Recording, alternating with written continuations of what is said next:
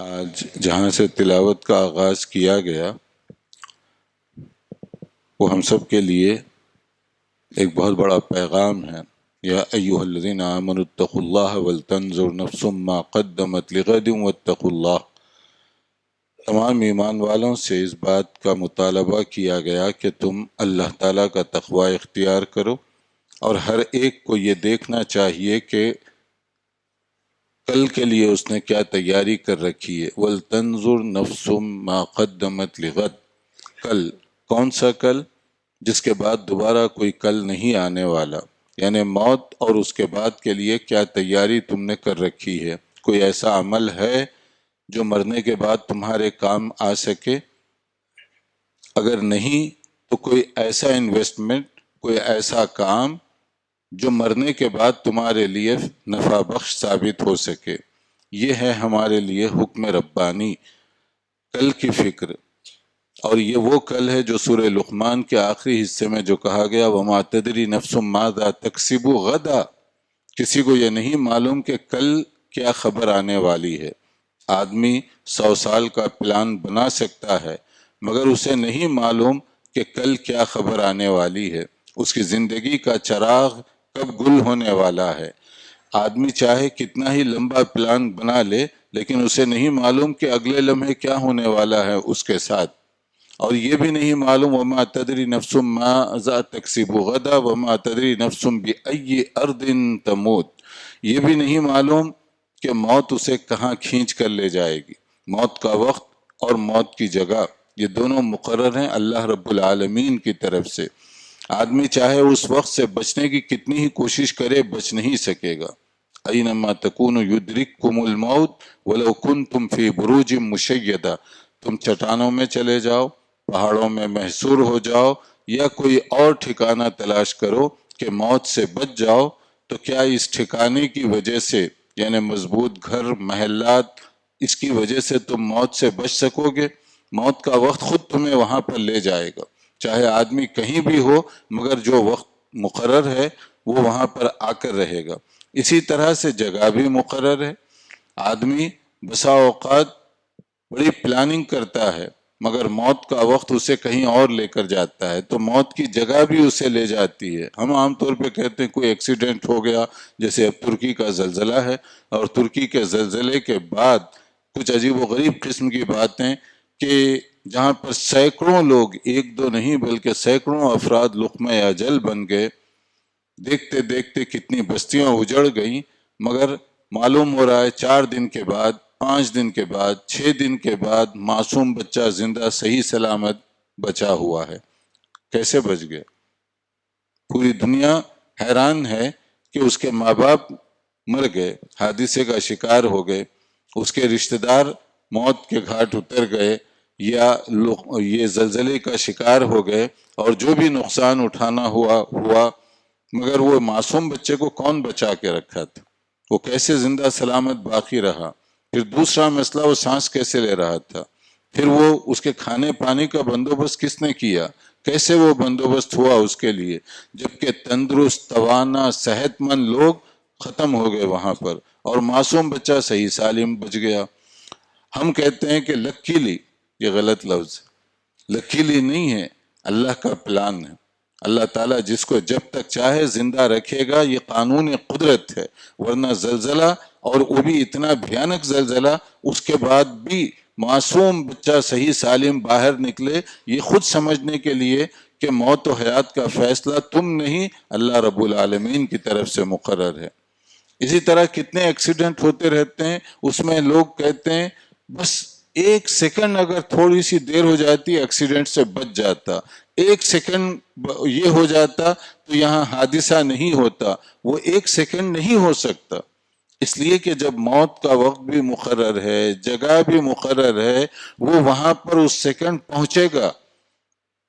اور اگر موت کا وقت نہیں ہے تو آدمی چاہے کہیں بھی چلا جائے، اتنے بڑے حادثات، اس کے باوجود بھی وہ بچے گا۔ تو یہاں پر یہ ہے کہ موت کو ٹالا نہیں جا سکتا، وہ مقرر ہے۔ لیکن موت کے لیے کیا جا سکتا ہے، ہم کیا کر سکتے ہیں؟ اس کے لیے تیاری، پریپریشن، جس کا ہم سب کے ذہن میں تصور ہے۔ ایک طالب علم وہ کہتا ہے صبح ایگزام ہے تو اس کے لیے مجھے پریپیئر ہونا ہے۔ ایک وکیل مقدمے کے لیے جب جاتا ہے پریپیئر ہو کر، ایک ڈاکٹر جب آپریشن تھیٹر میں جاتا ہے تو پریپیئر ہو کر، یعنی تیاری تیاری تیاری۔ لیکن موت کے بعد کی تیاری ہم میں سے کتنے لوگ کرتے ہیں؟ موت کے بعد کے لیے ایسا عمل جو ہمارے لیے کام آ سکے، اس کے لیے کتنے لوگ آمادہ ہیں؟ ایسا عمل جو قبر میں ہمارے لیے فائدہ مند ہو، حشر میں ہمارے لیے فائدہ مند ہو سکے، ہم میں سے وہ کام کتنے لوگ کرنے کے لیے تیار ہیں؟ فیوچر کی فکر، اس کے لیے آدمی سینکڑوں ہزاروں میل دور کا سفر کرتا ہے، اسی لیے کرتا ہے عام طور پر کہ اس کا مستقبل اچھا ہو جائے، یہی اس کی غرض و غایت ہے۔ کتنے لوگ گلف میں جا رہے ہیں اپنی فیملی کو چھوڑ کر، بیوی بچوں کو چھوڑ کر، مقصد کیا ہے؟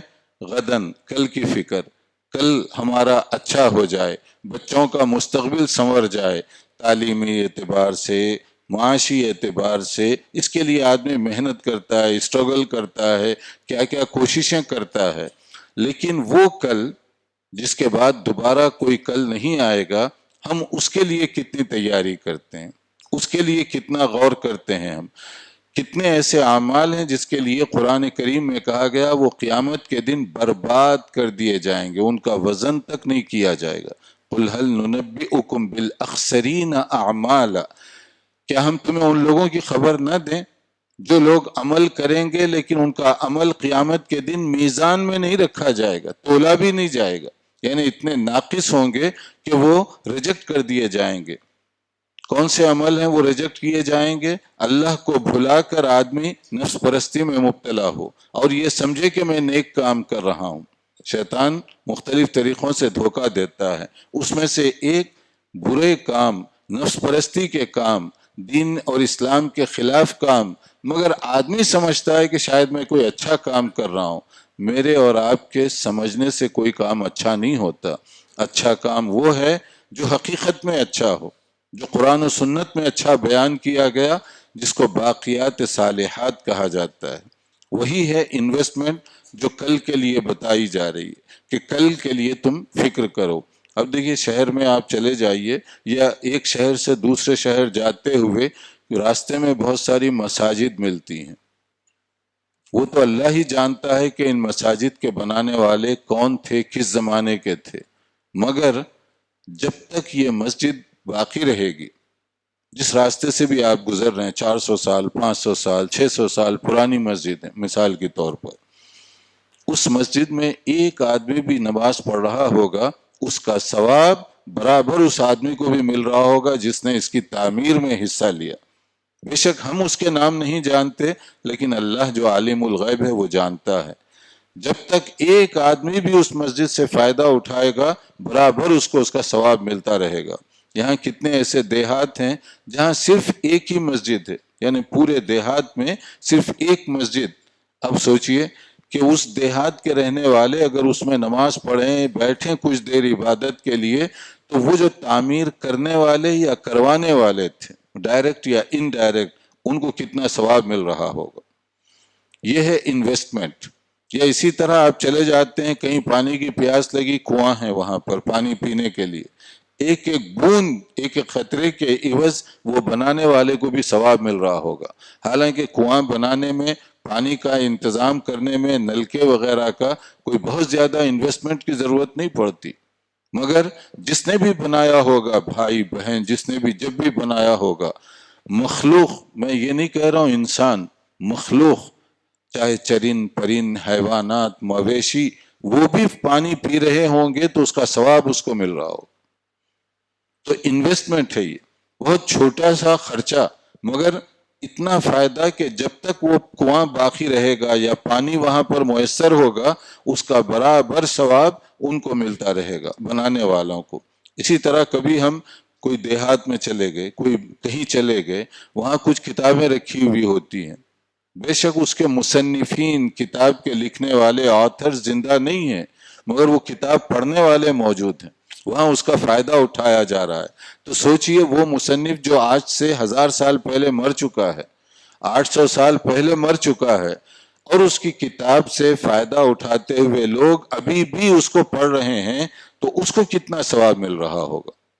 یہ ہے انویسٹمنٹ کہ مرنے کے بعد کام آنے والی چیز۔ اسی طرح کتنے ایسے قراء ہیں، حفاظ ہیں، علماء ہیں جو جب پڑھ رہے تھے تو ان کے پاس شاید فیس کا معمولی پیسہ بھی نہیں تھا، فیس کے لیے معمولی پیسہ بھی نہیں تھا ان کے پاس، کسی نے انتظام کروا دیا حفظ کرنے کے لیے، علم دین سیکھنے کے لیے۔ جب تک وہ قرآن پڑھتا رہے گا اس کے ایک ایک حرف، جملے سے نہیں، سطر کی نہیں، ایک ایک حرف کے عوض میں وہ سبب بننے والے کو بھی ثواب مل رہا ہوگا۔ ایک ایک حرف کے عوض میں جیسے پڑھنے والے کو ثواب، ویسے ہی اس کا سبب بننے والے کو بھی ثواب۔ ہو سکتا ہے ہم نہیں جانتے کہ اس آدمی کو حافظ بنانے میں کس نے تعاون کیا، مگر اللہ جانتا ہے، وہاں اس کی نیکی محفوظ ہے۔ تو ایسی کوئی نیکی، ایسا انویسٹمنٹ جو مرنے کے بعد ہمارے کام آ سکے، کیونکہ نہیں معلوم کہ یہ وقت پورا کب ہونے والا ہے۔ اس لیے ایک تو دوسری جو صورت پڑھی گئی اس میں ایک جو آیت ہے کہ اس کا ایک علاج ہے، یعنی پریپریشن موت کے لیے، اس کے بعد کے لیے کیا ہے؟ قد افلح من زکاہا وقد خاب من دساہا، جو اپنے نفس کا تزکیہ کیا۔ تزکیہ کہتے ہیں پیوریفائی کرنا، کوئی چیز کو دھلا کر صاف ستھرا کر دینا۔ جیسے کپڑا ہے میلا ہو گیا تو دھو کر ہم صاف کر دیتے ہیں، اور اسی طرح دل اور دماغ کے اندر بھی بہت سی بیماریاں پیدا ہوتی ہیں، حسد، بغض، عداوت، بھائیوں کے درمیان بھی ہو سکتی ہے، قریبی رشتہ داروں کے درمیان بھی یہ بیماریاں ہو سکتی ہیں۔ تو دل اور دماغ کی جو بیماریاں ہیں، یعنی اپنے دل اور دماغ کو حسد، بغض، عداوت، انیمیٹی، ہیٹریڈ، حسد، جیلسی، ان چیزوں سے اپنے آپ کو صاف ستھرا رکھنا، یہ ہے تزکیہ نفس۔ یہ بہت مشکل کام ہے۔ آپ روزانہ کپڑے بدل سکتے ہیں، روزانہ نہا سکتے ہیں، قیمتی آپ جو ہے صابن، سوپ وغیرہ استعمال کر سکتے ہیں، مگر دل کو صاف کرنا یہ بہت مشکل کام ہے۔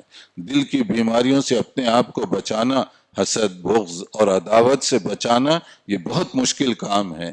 اس لیے کہا گیا کامیاب وہی آدمی ہوگا جو اپنے دل اور دماغ کو ان برائیوں سے، کدورتوں سے پاک رکھے، اور اگر جو اپنا تزکیہ نہ کر سکا تو وہ ناکام ہوگا، وہاں پر اس کے نامہ اعمال میں کوئی نیکی نہیں ہوگی جو کام آ سکے۔